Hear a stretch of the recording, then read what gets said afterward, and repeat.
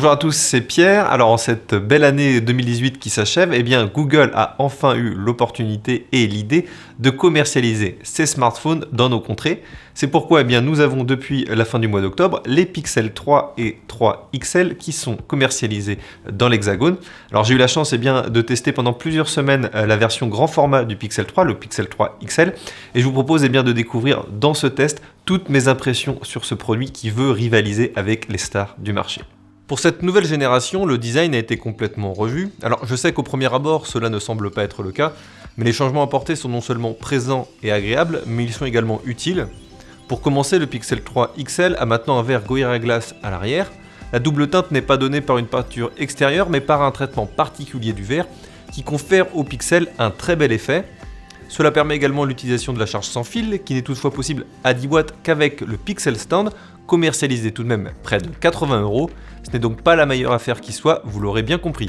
La nouvelle construction de qualité supérieure par rapport au Pixel 2 XL a permis à Google de certifier l'appareil contre l'eau et la poussière, conformément à la norme IP68. Pour obtenir cette certification, la société ne pouvait certainement pas ajouter un nouveau trou dans la structure en métal de son smartphone, alors ne vous attendez pas à ce que la prise audio fasse son retour. Heureusement, un adaptateur est inclus dans la boîte, contrairement à l'iPhone d'Apple. Les touches sont toutes disposées sur le côté droit et font un agréable clic à la pression, on sent vraiment la qualité sur ce smartphone. Le lecteur d'empreintes digitales du Pixel est grand, il est rond et correspond exactement à ce qu'il devrait être, au centre, à l'arrière, ce qui le rend parfaitement accessible et très efficace au quotidien. Sur le devant, nous trouvons un autre aspect qui a été amélioré, à savoir l'écran. Le panneau OLED de 6,3 pouces en définition QHD+, de ce Pixel 3 XL a été classé par DisplayMate comme l'un des meilleurs du marché, au même niveau, si ce n'est supérieur, aux écrans de l'iPhone XS et du Note 9. Malheureusement, il n'offre pas la même luminosité maximale, mais il est toujours certifié HDR10 et sa visibilité est bonne dans presque toutes les occasions. Google ne pouvait pas se tromper cette fois et s'appuyait à juste titre sur le leader du secteur, à savoir Samsung. Alors l'un des aspects qu'on ne peut pas occulter sur ce Pixel 3 XL, c'est son encoche. C'est un peu décevant de la part de la firme de Mountain View parce que moi j'attendais plus d'originalité de la part de Google sur cet aspect, esthétique. Et la petite déception, c'est que cette astuce logicielle pour masquer l'encoche est plutôt mal foutue. Et Huawei ou OnePlus font mieux en la matière. Donc voilà, il y a encore un petit peu de travail à faire de ce côté-là. Bien entendu, hormis ce petit désagrément, esthétique, au quotidien, on s'habitue très vite à l'encoche et on finit par l'oublier. Mais voilà, je pense que Google pouvait faire un peu mieux sur cet objet. Alors, il est impossible de parler de l'écran du Pixel 3 XL sans parler de l'encoche. Dans cette encoche, nous trouvons le deuxième haut-parleur frontal et deux caméras dont je parlerai un peu plus tard. Les haut-parleurs sont phénoménaux et ont temporairement remplacé mon Google Home Mini sans problème à la maison, tant en termes de volume que de qualité. Les basses sont super et même si le corps du smartphone vibre au maximum, pour moi c'est agréable, d'autres peuvent trouver cela agaçant. Pour revenir aux appareils photo, Google en a introduit deux à l'avant cette année, une mise au point automatique normale de 8 mégapixels et une mise au point fixe grand angle toujours de 8 mégapixels. L'objectif grand angle vous permet de révolutionner votre façon de prendre des selfies et est pratiquement le seul objectif que j'ai utilisé depuis que je possède le Pixel 3 XL. Google a vraiment travaillé dur sur le logiciel pour minimiser les distorsions dues au champ de vision grand angle. Ce nouveau logiciel couplé au capteur arrière unique de 12 mégapixels a montré à nouveau à quel point la photographie était primordiale aujourd'hui. Pourquoi auriez-vous besoin de 3 ou 4 appareils photo lorsque vous pouvez tirer parti du logiciel pour obtenir un zoom numérique exceptionnel et un mode qui vous permet de prendre des photos dans le noir presque complet? Sans parler de la fonction Top Shot qui vous permet de sélectionner une meilleure photo si celle-ci est floue, juste avant ou peu après la prise du cliché. Alors oui, le Google Pixel 3 XL est vraiment le roi des photophones, il n'y a pas de débat à avoir. Personne ne dispose d'un logiciel aussi avancé tel que Google pour le traitement des images, et pour le moment, aucun smartphone ne peut rivaliser si ce n'est le Pixel 2 XL. Certes, un téléobjectif ou un objectif grand angle, comme sur le LG V40, aurait été utile à certaines occasions, mais Google a décidé de concentrer ses efforts et les résultats sont visibles par tous. Sur le plan technique, le Pixel 3 XL n'est pas surprenant, on retrouve un matériel haut de gamme avec un processeur Snapdragon 845 et 4 Go de RAM ainsi que 64 Go de mémoire interne qui ne peut pas être étendu.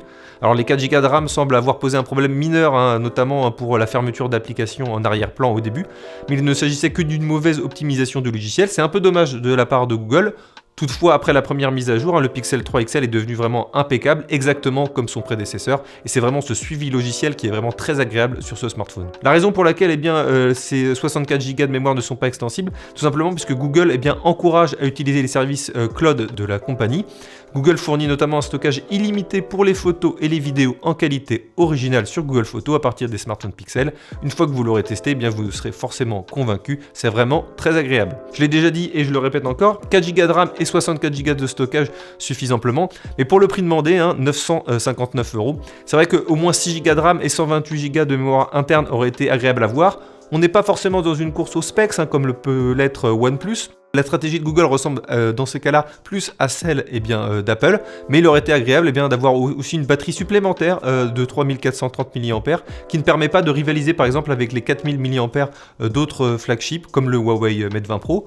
Heureusement, l'autonomie n'est pas mauvaise en soi, vous tiendrez facilement une bonne journée, comptez même une journée et demie voire deux si vous êtes un utilisateur un peu moins gourmand. Quoi qu'il en soit, ce n'est pas un point faible du smartphone. Alors au global, le Pixel 3 XL est vraiment un très bon smartphone et c'est vraiment une très bonne nouvelle de l'avoir enfin disponible en France. Alors certes, son design n'est pas le plus joli de tous les smartphones que l'on peut trouver sur le marché, notamment son encoche qui est assez disgracieuse, et de ce côté-là, je suis un peu déçu de la part de Google parce que je me disais qu'ils n'allaient pas forcément céder à la mode de l'encoche qui a vraiment été popularisée par l'iPhone et proposer quelque chose de différent. Alors si vous n'aimez pas l'encoche, allez directement sur le petit modèle, le Pixel 3. Si vous voulez vraiment un gros modèle, le Pixel 3 XL est vraiment bon. La caméra, c'est vraiment le point fort de l'appareil. Pour moi, c'est le meilleur photophone sur le marché. Donc si cet aspect vous intéresse, foncez directement sur le Pixel 3 XL. Certes, ça a un coût, il faut quand même compter plus de 959 € pour se le procurer. Alors il y a déjà quelques baisses de prix dans les magasins, je vous conseille de regarder attentivement. Mais voilà, c'est la condition désormais pour bénéficier d'un smartphone haut de gamme, vraiment complet et polyvalent dans tous les domaines. L'autre avantage, c'est que Google va mettre à jour progressivement son smartphone. On est sûr de disposer des dernières nouveautés, des dernières versions d'Android très rapidement. Le petit bug, c'est qu'il a été pas mal buggé, j'ai envie de dire, pour le lancement, et c'est un petit peu dommage parce que j'attendais un peu mieux. Maintenant désormais, depuis le déploiement d'une grosse mise à jour, ça va beaucoup mieux, mais voilà, c'est des petits éléments que je pense Google devra améliorer pour les générations prochaines, et il devra écouter tout simplement le retour des utilisateurs pour proposer un appareil vraiment plus complet et j'ai envie de dire plus grand public pour pouvoir rivaliser de manière plus globale avec par exemple le Galaxy S9 Plus, le Galaxy Note 9 ou l'iPhone 10S Max. Comme toujours, je vous invite à me laisser votre avis dans les commentaires, à liker cette vidéo, à la partager, et bien entendu, n'oubliez pas de vous abonner à notre chaîne YouTube, vous êtes de plus en plus nombreux. Merci encore, et on se retrouve de façon très vite pour une prochaine vidéo sur Android Pit.